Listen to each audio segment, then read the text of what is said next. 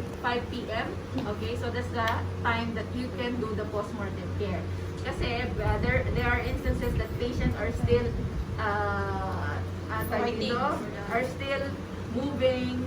It's because of the reflexes na available in the brain. So you wait for the doctor's announcement or pronouncement. And you will see also a flat line. They will print a ECG strips wherein you can see flat line. Okay, so that's the right time that you can do the post-mortem care. Okay, so now, what are the things we need to remember when we are doing post-mortem care? When you are doing post-mortem care at first time, okay, you will feel that you are not comfortable with it because this is dead patient. So dead patient is different from patient who is alive. So there is some differences and your feeling is different when you are taking care of this patient. But as nursing assistant, we should be taking care of patients holistically. So whatever patients we need to take care, we will do it. Okay, so as the time goes by, you will know how to take care of patients who are deceased. Okay, at first lang yung yung fear, yung pandidire, and you're uncomfortable. So now, this is Mr. David. Unfortunately, he died already because of COVID. Because of COVID. So let's start from the first step. So first step is you need to verify the doctor's order. So there will be an order that the patient pronounced dead already. And next is you need to wear a proper PPE. Proper PPE means these patients you need to wear all the PPE. Why? Because the patient has COVID, An infection. even not COVID, you treat the patient as an infectious one. Okay, the difference if you are taking care of patients with COVID, you need to wear the respirator and N95 and the coverall. Okay, but for standard patient, you need to wear the gown and all the PPE that we all studied. Okay, so that's the difference. So after wearing the PPE, make sure that all equipments are complete. Then make sure that the patient's bed is in comfortable position. Remove the side rails where you are working, so on this side, and we will start. So at first, we need to remove all the contraptions the patient is having. What is contraptions or what are contraptions? Contraptions are those tubes which are inserted to our patient. So we need to remove it. So question is, our nursing assistant is allowed to do that? Yes. Yes, you are allowed to do that, guys. Okay? So post-mortem care cannot be done if you're all alone only. You need to do it by twos. Okay? You cannot do it alone. Why? Because the patient is already heavy because of the fluid and the gravitational pull brought by the what do you call that? What? Huh? Rigor mortis. Very good. Okay? So now we will remove the contractions. So but first we need to cover our patient. Remove the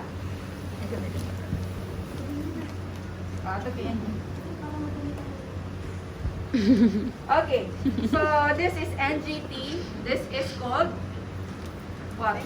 Tube. Endotracheal tube. Endo. Or ET Crib. tube. When we're talking about ET tube, it is a part of way wherein you can put oxygen to your patient. It is connected to mechanical ventilator, okay, or the machine which gives air or oxygen to the patient.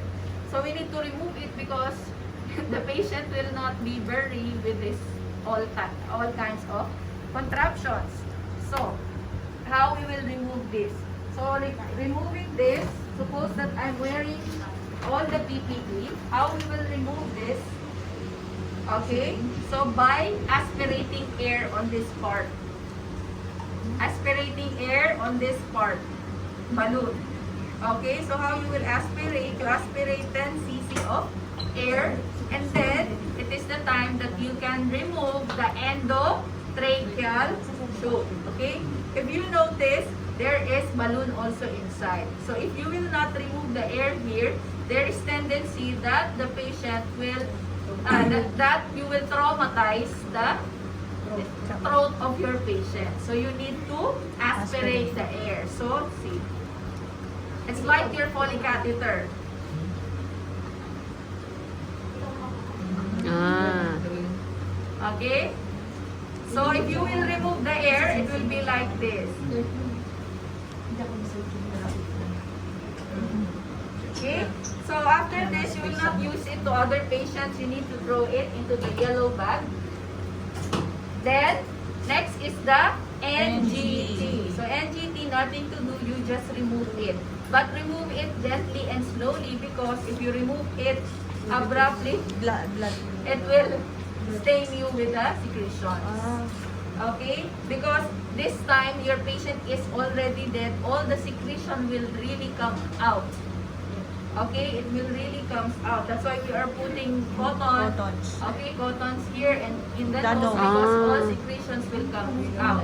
Ah, okay. So we just remove it slowly and then throw Oo, it. may purpose pala. Okay, this part is quite complicated. Quite complicated. So you need to this one is being removed by the nurse or the respiratory therapist. Okay, because it's complicated, you're not allowed. This is tracheostomy. So they are the one who will remove this type one. So what they will do, same way, they will just remove the air. Okay, they will just remove this air and then they will put dressing on it. Okay, what dressing they will put is this one. So after they will remove it, they will remove the air, then they will remove this, and they will put dressing on it. So after you remove that, you go to the next, the arms, okay, which is the IV. So how you will remove the IV, you just put a gauze or small gauze or Band-aid. cotton.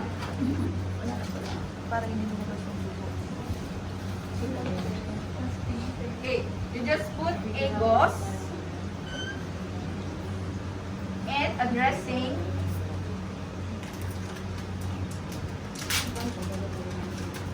And a dressing. You put it here first, okay, and then slowly you remove it. Okay, you remove it. Then make sure before removing it, it's closed because it will drip. Then throw it. So hold it so it will not bleed. Hold it for 10 seconds so it will not bleed, and then put the dressing.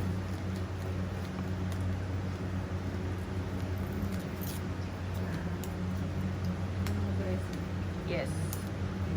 Okay. So if you already remove it, next is the catheter. Okay. So catheter, I told you how to remove the catheter, right? Yes.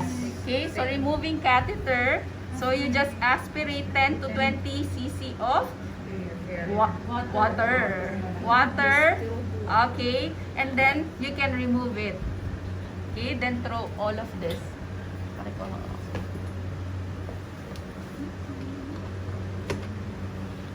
So, all you need to throw it. Okay? So, if your patient is with wounds, okay? So, if your patient is with wounds, you just put dressing. If it's soiled, if it's bloody or soiled with any secretions, okay, you just change it. So, how you change it, you just get one dressing and then you put it, okay, to change the dressing. So after you cover the wound, this is the time that we can give bath to our patient. Okay, so we can give bath to our patient. So how we are giving bath, the same way we are giving to our normal patient. But at this time, you cannot it's okay to not do the nail care, of course. Nail care, foot care, hindi nyo na kailangan. You don't need that. Back massage, you don't Just need it. clean. Okay? Just clean the Just body. clean the patient. Okay, so,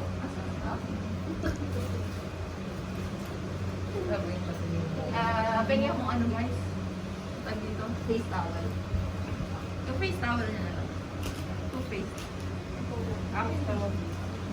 So same way, you just start with the patient's face. So first is on the eyes. Same way. Okay. Rinse, and then you need to dry. Then face. Then neck, ears, back of the ears. After that is you need to dry. Then next is you remove the gown in any part. Okay. Oh, in any part. Okay na. Patay naman siya. Importante malinis mo yung ano. Paki-remove. Paano kapag di nagsara yung mata? That's why you need to take post-mortem care before it will reach the rigor 3 to 4 mortis, hours. right? We have 3 stages of death, right? We have the algor, we have the livor, and we have the rigor mortis.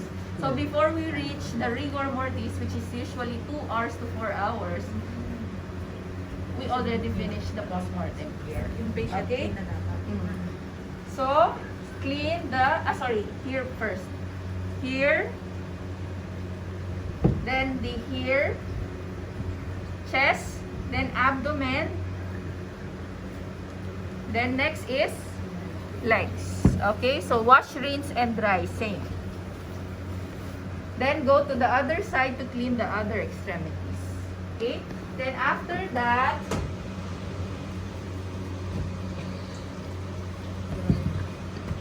dry.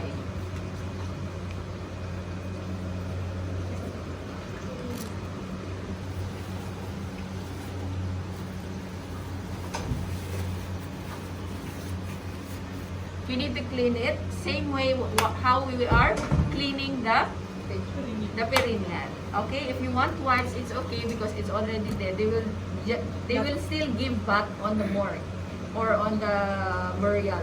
Okay, so you just clean it, but don't remove it first. This inconti. Why? Because if you remove the diaper and you remove also the incontinent pad, the tendency is the patient's secretions will leak. Okay, so don't remove this.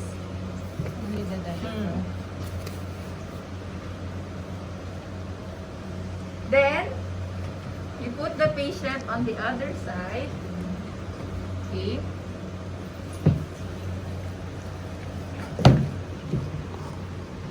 And clean the anus.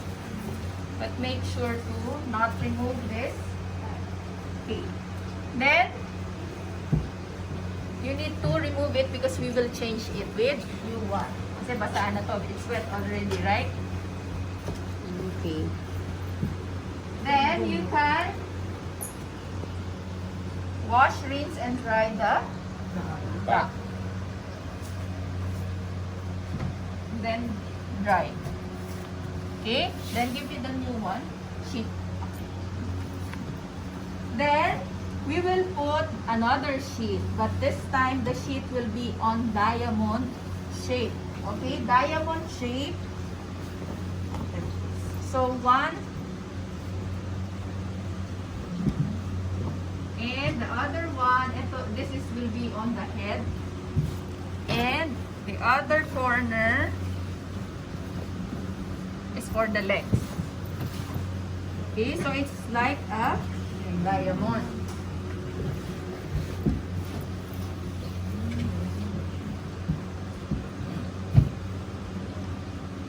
Yan. Tapos ito yung sa ulo. So after that, we can put the new diaper.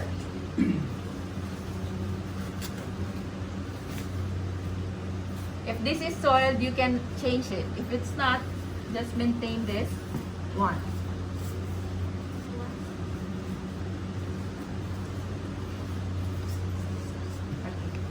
So, next is we'll put the patient on the other side. Ma'am, if the patient is not wearing diaper when he died, we will put still diaper. Sorry?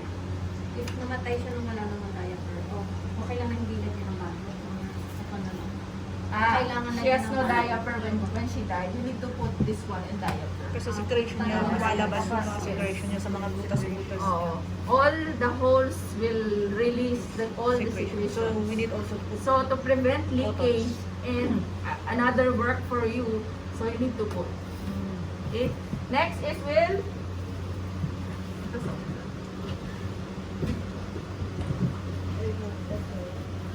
then remove the soiled one. Then pa-arrange it. Video ko ka. Video ka pa. May view siya. Na-obligatory. Okay, so, i-ano natin? Center. I-center.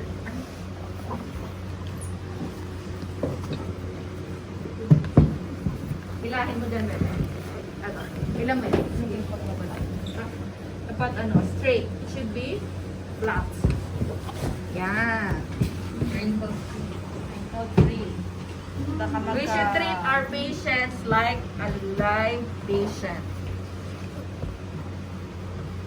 Okay, so this time we need to May kapal ka? doon yung sumasakit ka na rin. Nasa morgue ka na. Cottons. we need to put Cottons on all. cotton on the ears, in the ears, nose. Fish yung iba, bakit nilalagyan nila ng bandage from Para magsara yung buhok. Then we will put. Nakalimutan ko sa doon yung mata niya. We will put some bandage or gauze. Okay, here. To close the mouth. Nasa na gawin, mata niya. Tapos nag-rigor mortis na nakatitig lang sa iyo. Then close the eyes. Okay? So closing eyes, guys, if the patients cannot close the eyes because there are some neurological deficits or problem, okay, yung isang mata niya nakabukas siya, nakasara, what you will do is cover it with gauze and tape it here. Because it nakakatakot, diba? It is Nakaganon sa scary tas- if you will not cover. So just cover it. Okay? So after that, maybe the gown again. Gown. We will put back the gown again. Para mapagtinitan siya ng mga Decente. Decente siya. Yung iba, miss, na-cover na lang siya ng white cloth, ng white. Dapat may gown pa din siya. Kasi di ba bibisitahin Para- pa siya ng family niya? Cover pa rin. bubuksan. And make, yes, correct. Bibisitahin And pa one siya. thing is, dapat, the patient should be presentable in front of the family, or Family. relatives. That's why we are putting still Kumbaga, umihi. the Gown. gown. Ang secret na ito. Ayan. Si Lori kasi gown na siya. Ganyan, naka-video ka pa din. Okay, then after that, we need to tie it. Kunyari lang to Usually, this one is the one we are tying here. Okay, gauze Goes also. also. It's a pack. When the patient died, they will give you a post-mortem kit, which includes all the ties that you need, and also the tags, ID. Tags. It should be, the hand should be like that. Yes. Oh, ano. Ganyan. Then also this one. Okay, we did also to tie. Kawawa naman. Ganyan pala like this. I don't have any. That's why I put. Ganito dapat siya, ma'am? Oo, yan. Naka-cross. Then make it cross. Bakit siyempre mag-rebus, di ba, or business, no? Oo. Hindi na siya magganyan. Kasi hindi mo na malalagay siya kapag tumigas na siya ng ano. So like this. Pero miss, once na nasa morgue na, Nakaganon. Pero ganito talaga siya pag dinadala mo para hindi Gumagano. ganon. If you're transporting the patient and like this also, maybe the patient will have fracture or what, no? So it's safe to put like this. So after that, make sure that the patient has no belongings, jewelries with her. If with belongings like jewelries or ring, you just remove it and give it to the family. You put it in a Document plastic, it. put it in a plastic, put names and hospital number on that, and give it to the family.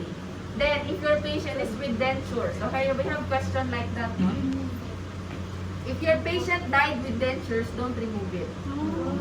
Okay, Kasi why? magkakaroon yung The ano problem na, is papasok it will be difficult to put it back. Okay, imagine your patient without dentures. Her face is different. Kasi titigas Okay, na siya, try hindi na will be blurry or will be shown in her relatives. It's not presentable. So don't remove it. But if your patient died without dentures, give it back to the relatives. Okay? Give it back to the relatives. Case to case. Next. Then, so yung one corner, you need to tape it here. One corner. So put tape here.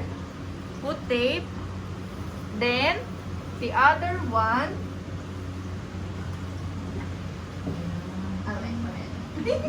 Excited. Excited si nanay. Ganyan din So, pala. higpitan nyo. Make it tight. Tuck under po. Tuck under. May ano na. The last we will cover is the face. Why? Because some relatives they arrive late. So if they will arrive late, they want to see the patient. So you need to open the face. Okay? So Ganyan nila binabalot. Muslim. Saka inaano na nila ng powder. Okay? So tape like this. Tape, tape, tape, tape. Micropore lang. You just use the micropore. Hospital tape. Put here. Sorry, I forgot. We need to put the name tag on the big toe. Before Don't covering, forget. madam. Some Before patients, they exchange some deceased patients because there is no identification on the toes. So they will just look on that to identify the patient. They will not look on the face. Ay, gagawin So, the name tag should be put here inside the Inside. toes. Before Okay? covering. The toes. Then, you need to put the second tag here. Second tag here. Inside, outside na. Here. Dito Okay. mismo. Outside. Outside na Because ng you have lakad. one no, on the toes. Okay, one on the toe. Okay, so next is here. Then, after that is you wait for the relative and ask the relative if it's okay to cover the face. Okay, so if it's okay to cover, so your question is how long you will wait. Don't wait for too long, guys, because this bed may be needs by other patient. Okay, one admission is coming, so it's not allowed to wait for how many hours. Okay, like 15 to 30 minutes, it's enough. But they cannot wait. If they want to see the patient, they can go to morgue. Okay, because we have other patients also, so we cannot wait for them. So, after that is you will cover the by Mr. David. Iti-tape din siya. Tape. Okay? Then, we'll get the cadaver bag. Where's the cadaver bag? Cadaver bag. This is really a cadaver bag. This is how it looks like. Pero mas makapal. Pero it's new, Okay, so just turn your patient. Madali na siya ito. Lori, huwag ka umalas yan dyan. So it's like a bed sheet. You will put it like this. Sakto sa paa. Ang problem, if the patient is fat, usually it's free size. It means free size, it is one size only. So the problem in fat patients, it's difficult to put for fat patients.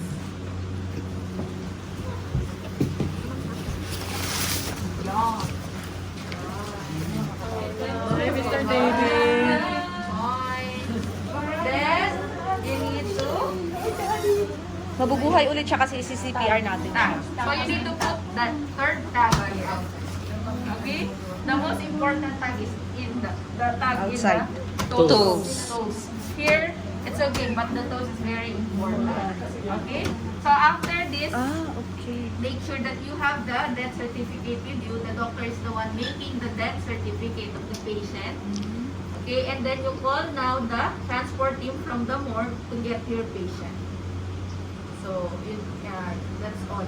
Then, if your patient is with COVID, because they will cremate the patient, what they need is one death certificate, then one copy of the latest COVID swab. So, for example, COVID swab.